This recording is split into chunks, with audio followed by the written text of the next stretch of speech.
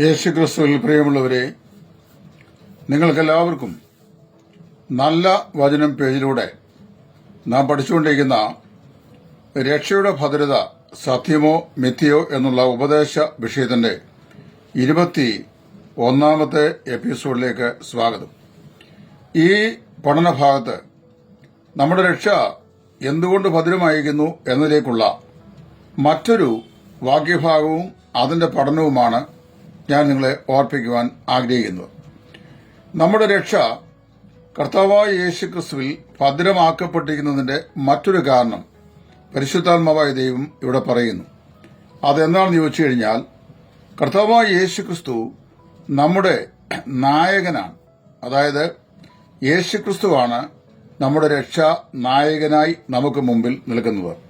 എബ്രായലേഖനം 2-ാം അധ്യായത്തിന്റെ 10-ാം വാക്യം, സകലത്തിനും ലാക്കും സകലത്തിനും കാരണഭൂതനുമായവൻ അനേകം പുത്രന്മാരെ തേജസ്സിലേക്ക് നടത്തുമ്പോൾ തങ്ങളുടെ രക്ഷാ നായകനെ കഷ്ടാനുഭവങ്ങളാൽ തികഞ്ഞവനാക്കുന്നത് യുക്തമെന്ന് തോന്നി എന്ന് അപ്പോസ്തലൻ അവിടെ പറയുന്നു. പ്രവൃത്തികളുടെ പുസ്തകം 3-ാം അധ്യായത്തിന്റെ 14-ാം വാക്യത്തിലും എബ്രായലേഖനം 12-ാം അധ്യായത്തിന്റെ 2-ാം വാക്യത്തിലും യേശുക്രിസ്തുവിനെ രക്ഷാനായകൻ, ജീവനായകൻ, വിശ്വാസ നായകൻ എന്നിങ്ങനെ 3 പ്രത്യേക തലങ്ങളിൽ വിവരിച്ചിരിക്കുന്നതായി നമുക്ക് കാണുവാൻ സാധിക്കുന്നുണ്ട്. അവൻ നമ്മുടെ രക്ഷാനായകനാണ്. അതായത് നമ്മുടെ രക്ഷയെ സമാരംഭിച്ചത് നമ്മുടെ കർത്താവായ യേശുക്രിസ്തുവാണ്. അവൻ രക്ഷാനായകനാണെന്ന് മാത്രമല്ല, അടുത്തായി പറയുന്നത് അവൻ ജീവനായകനാണ്. ജീവനായകനെ എന്നൊരു പാട്ട് വിദ്വാൻ കുട്ടി അച്ഛൻ പാടിയിട്ടുണ്ട്. അപ്പൊ അതിനകത്തും നമ്മുടെ ജീവന്റെ നായകൻ അവനാണ്. അതായത് നമ്മുടെ രക്ഷയെ സമാരംഭിച്ചിട്ട് നമ്മുടെ ജീവനെ തുടർന്നു പോകുവാൻ നമ്മെ സഹായിക്കുന്നത് രക്ഷാനായകനും ജീവനായകനുമായ കർത്താവാണ്. അതിന് അപ്പുറത്ത് പിന്നെ പറയുന്നു, അവൻ വിശ്വാസത്തിന്റെ നായകനാണ്. എബ്രായർ 12:2 വിശ്വാസത്തിന്റെ നായകനും പൂർത്തി വരുത്തനുമായ യേശുവിനെ നോക്കുക. അപ്പോൾ രക്ഷയോട് ബന്ധത്തിലുള്ള 3 കാര്യങ്ങളാണ് പറയുന്നത്. 1, ക്രിസ്തു നമ്മുടെ രക്ഷാനായകനാണ്. 2, യേശു ക്രിസ്തു നമ്മുടെ ജീവനായകനാണ്. 3, കർത്താവായ യേശു നമ്മുടെ വിശ്വാസത്തിന്റെ നായകനാണ്. അപ്പോൾ ഇത് ആരംഭിച്ചതും തുടർന്നു കൊണ്ടുപോകുന്നതും അവസാനിപ്പിക്കുന്നതും നമ്മുടെ നായകനായ യേശു ക്രിസ്തു മുഖാന്തരമാണ്. അപ്പോൾ നമുക്ക് നൽകപ്പെട്ട ജീവനെ അതിന്റെ പൂർണ്ണതയിൽ എത്തിക്കുന്ന ജോലിയാണ് വിശ്വാസത്തിന്റെ നായകൻ, ജീവന്റെ നായകൻ, രക്ഷാനായകനായ യേശു ക്രിസ്തുവിന് ഉള്ളത്. അപ്പോൾ ഇവ 3 നമ്മുടെ ജീവിതത്തിന്റെ അവകാശമാണ്. നമ്മിലത് ആരംഭിച്ചിട്ട് അവസാനിപ്പിക്കാൻ കഴിയില്ലാതെ ഇടയ്ക്ക് വെച്ച് ഇട്ടേച്ചു പോകുന്നവനല്ല കർത്താവായ യേശു എന്ന് ഞാനും നിങ്ങളും പ്രത്യേകമായി മനസ്സിലാക്കണം. അപ്പൊ നമ്മുടെ ജീവനായകനായി, രക്ഷാനായകനായി, വിശ്വാസ നായകനായി യേശു ക്രിസ്തു ഉള്ളതുകൊണ്ട് നമ്മെ സംബന്ധിച്ച് യാതൊരു നിലയിലും നമുക്ക് പതറേണ്ട ആവശ്യമില്ല. നമ്മുടെ വിശ്വാസ ജീവിതത്തിന്റെ മുമ്പിൽ നിൽക്കുന്ന ആരാണ്? നമ്മുടെ ജീവനായകനായ യേശു ക്രിസ്തുവാണ്. അപ്പോൾ മുമ്പിൽ അവൻ നിൽക്കുന്നതുകൊണ്ട് നമുക്ക് യാതൊരു നിലയിലും ഭാരപ്പെടേണ്ട ആവശ്യമില്ല. ആകുലപ്പെടേണ്ടതോ ആശങ്കപ്പെടുകയോ ചെയ്യേണ്ടതായിട്ടുള്ള ഒരാവശ്യം വരുന്നില്ല. നായകൻ എന്ന വാക്കിന് മുൻപിൽ നിൽക്കുന്നവനെന്നും അതിന് കാരണഭൂതനായി തീർന്നവനും എന്നുള്ള അർത്ഥമുണ്ട്. അത് ദൈവത്തിന്റെ വചനം പറയുന്നുണ്ട്. ഒരു പ്ലെയിനിൽ നമ്മൾ സാധാരണയായി ടിക്കറ്റ് എടുത്ത് അത് നമ്മൾ അതിന്റെ പരിശോധന കഴിഞ്ഞ് അതിനകത്ത് കയറി ബോർഡിംഗ് ചെയ്ത് കഴിഞ്ഞാൽ ആ പ്ലെയിനെ നിയന്ത്രിക്കുന്നത് 2-3 പൈലറ്റ്സുകളാണ്. ഫസ്റ്റ് പൈലറ്റ്, ഒരു ക്യാപ്റ്റന്, പിന്നെ ഒരു അസിസ്റ്റന്റ്, ഇങ്ങനെ 4 പേരൊക്കെ കാണുമായിരിക്കും. നമ്മളതിനകത്ത് കയറിയിരുന്നാൽ പിന്നെ ചെന്നെത്തുന്നവരെ ആകുല ചിന്തകളാൽ ഭാരപ്പെടാറില്ല. ഈ പ്ലെയിൻ അങ്ങ് ചെല്ലുമോ? ഇത് എങ്ങനെ എത്തും?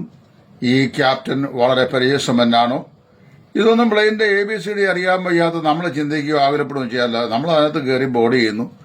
എന്നിട്ട് സുഖമായി സീറ്റ് ബെൽറ്റും ഒക്കെ ഇട്ട് അതിലേക്കുന്നു. പൈലറ്റ് അദ്ദേഹം വളരെ എക്സ്പീരിയൻസ്ഡ് ആയിട്ടുള്ള കാൻഡിഡേറ്റ് ആണ്. അദ്ദേഹം പ്ലെയിൻ പറപ്പിച്ച് ലക്ഷ്യസ്ഥാനത്ത് കൊണ്ട് ലാൻഡ് ചെയ്യുന്നു. നമ്മൾ അവിടുന്ന് ഇറങ്ങി സ്വതന്ത്രരായി പുറത്തു വരുന്നു. നമ്മെ രക്ഷിച്ച കർത്താവ് വിശ്വാസത്തിന്റെ നായകനായി നമുക്ക് മുമ്പിൽ ഉള്ളതുകൊണ്ട് നമുക്കൊട്ടും ഭാരപ്പെടേണ്ട ആവശ്യം വരുന്നില്ല എന്നാണ് ദൈവവചനം പറയുന്നത്. ഇതിനോട് ചേർന്ന് മറ്റൊരു കാര്യം കൂടെ ഞാൻ സൂചിപ്പിക്കട്ടെ. വിശ്വാസ നായകനായ യേശുക്രിസ്തുവിൽ നമ്മുടെ രക്ഷയ്ക്കൊരു സമ്പൂർണതയുണ്ട്. അപ്പോൾ നമ്മുടെ രക്ഷ എങ്ങനെയുള്ളതാണ്? സമ്പൂർണത അനുഭവിക്കുന്ന രക്ഷയാണ്. അതിനെക്കുറിച്ച് പലരും തെറ്റായ നിലയിൽ ധരിച്ചു വെച്ചിട്ടുണ്ട്.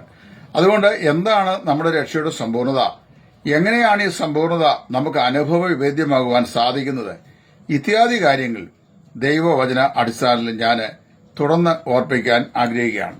നമ്മൾ കൊലോസ്യ ലേഖനം 2-ാം അധ്യായം അതിന്റെ 9-ഉം 10-ഉം വാക്യങ്ങൾ വായിക്കുമ്പോൾ അവിടെ പൗലോസ് അപ്പോസ്തലൻ വളരെ വ്യക്തമായി ഒരു കാര്യം പ്രസ്താവിച്ചിട്ടുണ്ട്.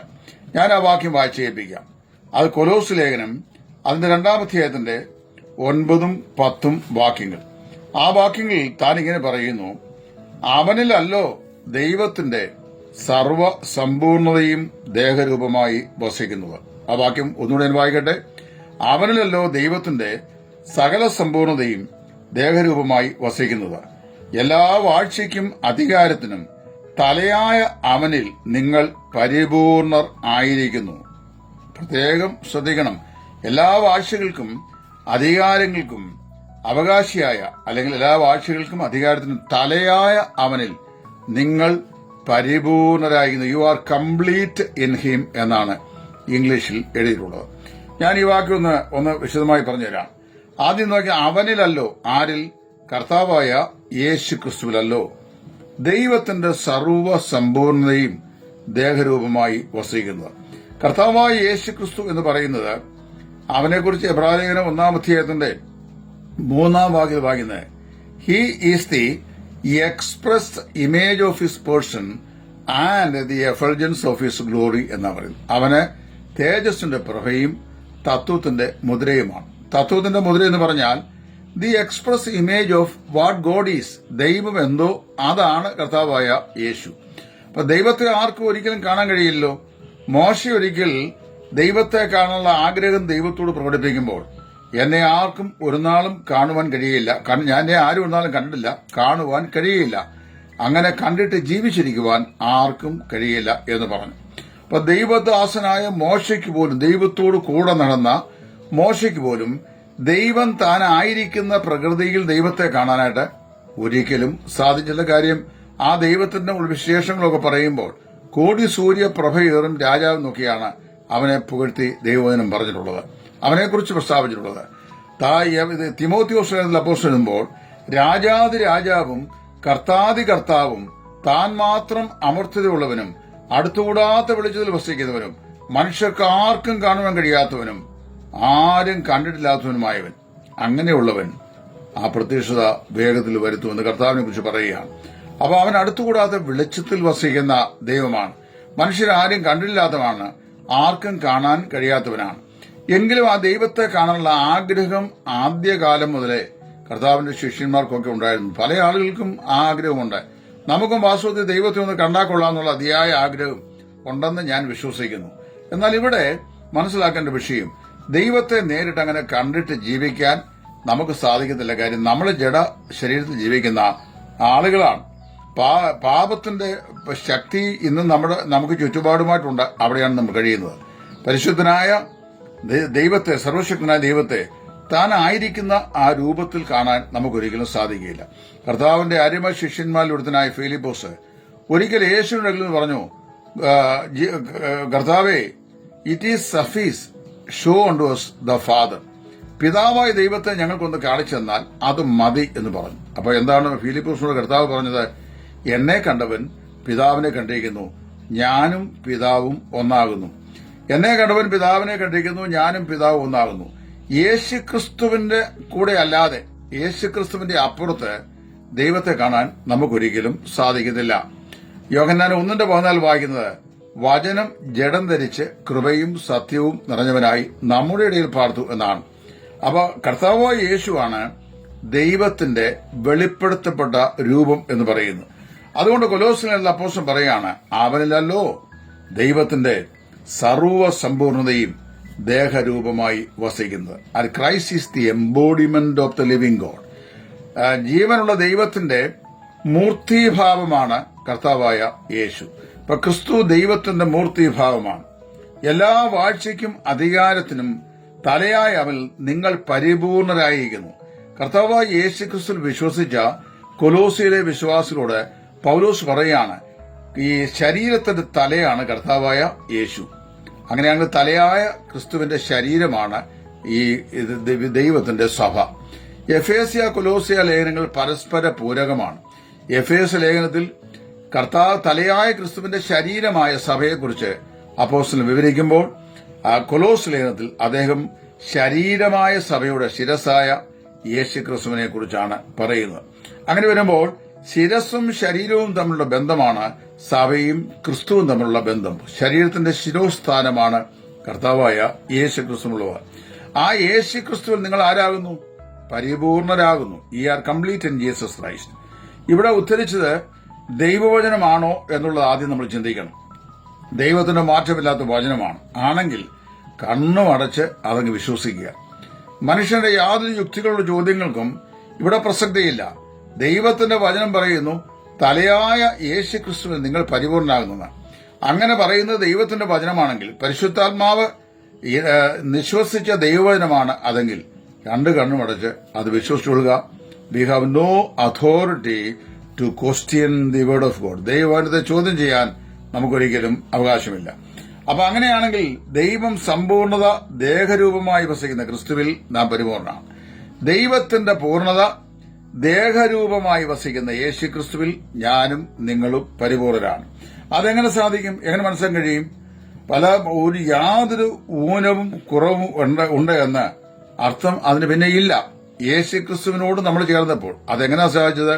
കർത്താവിന്റെ മരണം, അവന്റെ അടക്കം, അവന്റെ പുനരുദ്ധാനം ഇത്യാദി ത്രിവിധ യാഥാർത്ഥ്യങ്ങളോട് രക്ഷിക്കപ്പെട്ട വിശ്വാസി തന്നെത്താൻ ഏകീഭവിപ്പിച്ചപ്പോൾ, അതായത് സ്നാനത്തിലൂടെ നാം കർത്താവിനോട് ഏകീഭവിച്ചപ്പോൾ, ആത്മസ്നാനത്തിന്റെ കാര്യമാണ്, ജലസ്നാനത്തിന്റെ കാര്യമല്ല. അത് മുമ്പ് ഞാൻ പല പ്രാവശ്യവും പറഞ്ഞിട്ടുള്ളതാണ്. പരിശുദ്ധാത്മ സ്നാനത്താൽ യേശു ക്രിസ്തുവിന്റെ ശിരസായ ക്രിസ്തുവിനോട് ശരീരം എന്ന നിലയിൽ നാം യുണൈറ്റ് ചെയ്യപ്പെട്ടപ്പോൾ ശരീരത്തിന് ശിരസിനുണ്ടാകുന്ന എല്ലാ പൂർണ്ണതയും ശരീരത്തിന് ഉണ്ട്. തലയ്ക്കുള്ള എല്ലാ അനുഗ്രഹങ്ങളും ഈ ശരീരത്തിലേക്ക് വ്യാപരിക്കപ്പെടുന്നു എന്നാ വായിക്കുന്നത്. പിന്നീട് അവിടെ യാതൊരു ഊനവും കുറവുകളും ഒന്നും നിർദ്ദേശിക്കാനായിട്ട് സാധിക്കുകയില്ല. അങ്ങനെ ഇല്ലെങ്കിൽ നമ്മുടെ രക്ഷ സമ്പൂർണ്ണ ഭദ്രത ഉള്ളത് ആണെന്ന് നമുക്ക് തീർത്തു പറയാൻ സാധിക്കും. കാരണം തലയായ യേശു ക്രിസ്തുവിൽ നാം പരിപൂർണനാണെന്ന് ദൈവത്തിന്റെ വചനം പറയുമ്പോൾ നമ്മുടെ രക്ഷ അതിന്റെ പൂർണ്ണമായ സ്വഭാവത്തിൽ കർത്താവായ യേശു ക്രിസ്തുവിൽ ഭദ്രമായിരുന്നു എന്നാണ് അർത്ഥം. ഏത് വിശ്വാസിക്കും രക്ഷിക്കപ്പെട്ട അതേ നിമിഷത്തിൽ ഈ പൂർണ്ണത ലഭിച്ചിരിക്കുന്നു. ഏത് പൂർണ്ണത? നമ്മുടെ രക്ഷയുടെ പൂർണ്ണത. എന്നാൽ രക്ഷിക്കപ്പെട്ട വിശ്വാസികളുടെ ആത്മീയ പക്വതയുടെ പൂർണ്ണതയുണ്ട്. അത് ഇതിന് വ്യത്യസ്തമാണ്. അത് ഭൂമിയിൽ നമ്മൾ ജീവിക്കുമ്പോൾ നിരന്തരമുള്ള നമ്മുടെ പ്രാർത്ഥനാ ജീവിതം, വിശുദ്ധ ജീവിതം, ദൈവത്തോടുള്ള സഹിത്വം, ദൈവവചന പാരായണം, പഠനം, പ്രാർത്ഥന, സമർപ്പണം ഇത്യാദി വിഷയങ്ങളിൽ കൂടി ജീവിത വിശുദ്ധി നമ്മൾ കീപ്പപ്പ് ചെയ്യുന്നതിലൂടെ നാം എന്ത് ചെയ്യുന്നു? പക്വമതികളായി രൂപാന്തരപ്പെടുന്നു. അവിടെ വരുമ്പോൾ നമ്മുടെ ഉപദേശത്തിലും പ്രായോഗിക തലത്തിലും നമുക്ക് ക്രിസ്തു എന്ന തലയോടുമുള്ള വളർച്ചയെക്കുറിച്ചാണ് അവിടെ പറയപ്പെടുന്നത്. എന്നാൽ സ്ഥാനീയമായി നമ്മുടെ രക്ഷയുടെ പൂർണ്ണത കർത്താവായ യേശു ക്രിസ്തു എന്ന ശിരസിനോട് നാം യുണൈറ്റ് ചെയ്യപ്പെട്ടപ്പോൾ തന്നെ നമുക്ക് സംഭവിച്ചു കഴിഞ്ഞു. അതിന് ഉദാഹരണമാണ് നമ്മൾ രാജാക്കന്മാരുടെ 2-ാം പുസ്തകം 5-ാം അധ്യായത്തിന്റെ 14-ാം വാക്യത്തിൽ വായിക്കുന്ന ഈ അരാം രാജാവിന്റെ സൈന്യാധിപതിയായിരുന്ന നയമാന്റെ കുഷ്ഠരോഗ സൗഖ്യത്തെക്കുറിച്ച് പഠിക്കുമ്പോൾ മനസ്സിലാക്കുന്നു. അരാം രാജാവിന്റെ സൈന്യാധിപതിയായിരുന്ന നയമാൻ, അവൻ എങ്ങനെയുള്ളവനായിരുന്നു? ശരീരം മുഴുവൻ കുഷ്ഠരോഗം ബാധിച്ചവനായിരുന്നു. കുഷ്ഠരോഗം ബാധിച്ച അവന് അരാം രാജ്യത്ത് വെച്ച് ചെയ്യാവുന്ന എല്ലാ ചികിത്സകളും ചെയ്തിട്ടുണ്ട്. There was no use. ഒരു പ്രയോജനം ഉണ്ടായിട്ടില്ല. എന്നാൽ അവന്റെ വീട്ടിൽ ബാല്യക്കാരിയായി നിന്ന ഒരു ഇസ്രയേലിയ പെൺകുട്ടി പറഞ്ഞു, ഇസ്രായേലിൽ ഒരു പ്രവാചകനുണ്ട് എന്ന് നീ അറിഞ്ഞിരുന്നെങ്കിൽ നിന്റെ ഈ രോഗത്തിന് സൗഖ്യം ലഭിക്കുമായിരുന്നു. അവൻ തന്റെ പരിവാരങ്ങളുമായി അവിടുന്ന് പുറപ്പെട്ടു. അരാം ദേശത്ത് പുറപ്പെട്ട് ഇവിടെ ഇസ്രായേൽ വന്നു പ്രവാചകനെ കാണുക എന്നതായിരുന്നു അവന്റെ ലക്ഷ്യം. നമുക്കറിയാമല്ലോ, പ്രവാചകന് അവന്റെ ശരീരം കുഷ്ഠരോഗത്താൽ വളരെ ബാധിതമായിരുന്നു. അപ്പോ അവിടെ വായിക്കുന്നത്, കുഷ്ഠരോഗ ബാധിതനായി വളരെ ദുഃഖിതനായി ഈ പ്രവാചകനെ കാണാൻ വന്ന അവനോട് പ്രവാചകൻ പറയുന്നത്, നീ യോർദാനിൽ പോയി 7 പ്രാവശ്യം മുങ്ങുക എന്നാണ്.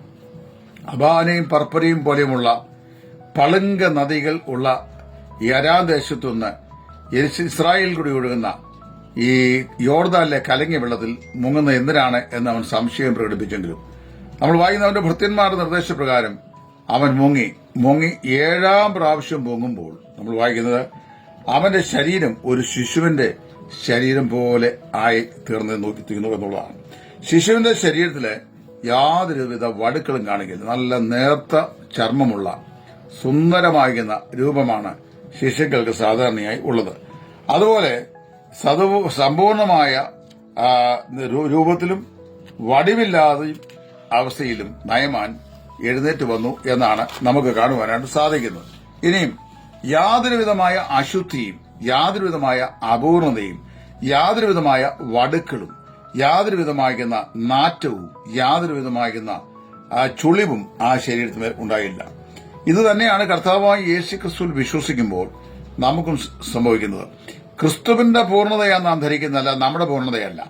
നമ്മുടെ പൂർണ്ണത എന്ന് പറയുന്നത് ശരീരത്തിന്റെ പൂർണ്ണതയാണ്. അത് നമ്മുടെ പുനരുദ്ധാന ശരീരത്തിലേ സംഭവിക്കുകയുള്ളൂ. അതുവരെ നമ്മുടെ ഈ പുനരുദ്ധാന ശരീരം കേടുപാടുള്ളതാണ്, രോഗമുള്ളതാണ്, വരൾച്ചയുള്ളതാണ്, മെരിഴ്ചയുള്ളതാണ്, പ്രയാസങ്ങളുള്ളതാണ്, കഷ്ടങ്ങളുള്ളതാണ്, പലവിധമായ ബലഹീനതകൾക്ക് പാത്രീഭവിക്കുന്നതുമാണ്. എന്നാൽ നാം കർത്താവായ യേശുക്രിസ്തുവിൽ വിശ്വസിച്ച് രക്ഷിക്കപ്പെട്ടപ്പോൾ നമ്മുടെ അകമേയുള്ള മനുഷ്യൻ ക്രിസ്തു എന്ന ശിരസിനോട് സംയോജിക്കപ്പെട്ട സമയത്ത് ക്രിസ്തുവിന്റെ പൂർണ്ണതയെ നാം ധരിച്ചു. അത് മാറിപ്പോവുകയോ കൂടുകയോ കുറയുകയോ ഒന്നും ചെയ്യുകയില്ല. 15 വയസ്സുള്ള ഒരു ബാലകൻ കർത്താവായ യേശുക്രിസ്തുവിനെ വിശ്വാസത്താൽ അവന്റെ ഹൃദയത്തിൽ സ്വീകരിക്കുമ്പോൾ യേശുക്രിസ്തുവിന്റെ പൂർണ്ണതയെ അവൻ എപ്രകാരം ധരിക്കുന്നുവോ 80 കൊല്ലം വളർച്ചയുള്ള ഒരാത്മീക പിതാവിന്റെ പൂർണ്ണത തന്നെയാണ് സ്ഥാനീയമായി കർത്താവിൽ വിശ്വസിക്കുന്ന ഒരു ദൈവവേദന അപ്പോൾ തന്നെ ലഭിക്കുന്നത്. ഇതാണ് ക്രിസ്തുവിൽ നമുക്കുള്ള സ്ഥാനം എന്ന് പറയുക. എപ്പോൾ കർത്താവിൽ വിശ്വസിക്കുന്നു അപ്പോൾ നാം ക്രിസ്തുവിന്റെ പൂർണ്ണതയെ പുട്ടോൺ ചെയ്യുന്നു, നാം പ്രാപിക്കുന്നു. അതിന് കുറച്ചുകൂടെ കുറഞ്ഞ ഒരു അനുഭവത്തിലേക്ക് ഒരു വിശ്വാസിയെ ഒരിക്കലും നമുക്ക് ചിന്തിക്കാൻ കഴിയുകയില്ല. അപ്പൊ അങ്ങനെ വരുമ്പോൾ നമ്മുടെ ജീവിതത്തിന്റെ ക്രമങ്ങളിലാണ് വ്യത്യാസമുള്ളത്, നമുക്ക് ലഭിച്ച പൂർണ്ണതയിലല്ല. അപ്പൊ നമ്മള് കർത്താവായ യേശുവിൽ വിശ്വസിച്ചപ്പോൾ ക്രിസ്തുവിന്റെ പൂർണ്ണത നാം ധരിക്കുകയും കുറവില്ലാത്തവരായി, അതാണ് കറ, ചുളുക്കം, മാലിന്യം, വാട്ടം ഇതൊന്നുമില്ലാത്തവരായി യേശു ക്രിസ്തുവിൽ ദൈവം നമ്മെ പൂർണ്ണമായി കാണുകയും ചെയ്യുന്നു. നമ്മുടെ ജീവിതത്തിലെ പല ബലഹീനതകളുണ്ടെങ്കിലും ദൈവം ക്രിസ്തുവിൽ കൂടെ നമ്മെ നോക്കുമ്പോൾ ക്രിസ്തുവിന്റെ പൂർണ്ണതയിൽ തികഞ്ഞവരായി നമ്മെ കാണുന്നതുകൊണ്ട് പരിപൂർണരായി നമ്മളെ പിതാവായ ദൈവം ദർശിക്കുകയാണ്. എന്നാൽ നമ്മുടെ ശരീരത്തിന് വെടുപ്പായ തേജസ്കരണം പ്രാപിക്കുമ്പോൾ നമ്മുടെ ശരീരത്തിന്റെ പൂർണ്ണതയും നാം പ്രാപിക്കും. അന്ന് പാപത്തിന്റെ സാന്നിധ്യത്തിനുള്ള സമ്പൂർണമായ വിടുതലും നമുക്ക് ലഭിക്കും. അതുകൊണ്ടാണ് കൊലോസ്യർ 2:9-10 വാക്യങ്ങളിൽ പൗലോസ് പറയുന്നത്, തലയായ അവനിൽ നിങ്ങൾ പരിപൂർണരായിരിക്കുന്നുവെന്ന്. ആ പരിപൂർണതയുള്ളവൻ എങ്ങനെയുള്ളവനാണ്? അവന് രക്ഷാനായകനാണ്, അവൻ ജീവനായകനാണ്, അവൻ വിശ്വാസത്തിന്റെ നായകനാണ്.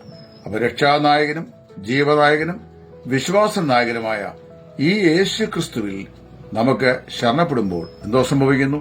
നാം ക്രിസ്തുവിൽ പൂർണ്ണതയുള്ളവരായി നാം രൂപാന്തരപ്പെടുന്നു. ഈ അനുഭവം പ്രാപിച്ചൊരു ദൈവവിശ്വാസി കർത്താവായ യേശു ക്രിസ്തു വിശ്വസിച്ചപ്പോൾ തന്നെ ക്രിസ്തുവിന്റെ പൂർണ്ണതയിലേക്ക് ഒട്ടിച്ചേർന്ന് ക്രിസ്തുവിന്റെ പൂർണ്ണതയെ ധരിച്ചിരിക്കുന്ന വിശ്വാസി നിന്റെ രക്ഷ ഇനി നഷ്ടപ്പെട്ടു പോകുമെന്ന് പറഞ്ഞു കഴിഞ്ഞാൽ ഏത് യുക്തി കൊണ്ടാണ് നമുക്കത് മനസ്സിലാക്കാനും വ്യാഖ്യാനിക്കാനും സാധിക്കുക? ദൈവം ഇത് ഗ്രഹിപ്പാൻ നിങ്ങളെ ഏവരെയും സഹായിക്കട്ടെ. തുടർന്നുള്ള പാഠങ്ങളും ദൈവവചന അടിസ്ഥാനത്തിൽ തന്നെ എത്രയും ലളിതമായ നിലയിൽ നിങ്ങളുടെ മുമ്പാകെ അവതരിപ്പിക്കുവാൻ കർത്താവിൽ ഞാൻ ആഗ്രഹിക്കുകയാണ്. കർത്താവിന്റെ കൃപയും സമാധാനവും ഞങ്ങളെ ശ്രദ്ധിക്കുന്ന നിങ്ങളോട് എല്ലാവരോടും കൂടെ എന്നേക്കും ഉണ്ടാകട്ടെ. ദൈവനാമം മഹത്വപ്പെടട്ടെ. കർത്താവിന്റെ ശുശ്രൂഷയിൽ സുവിശേഷകൻ Titus from Idayaranmula. God bless U.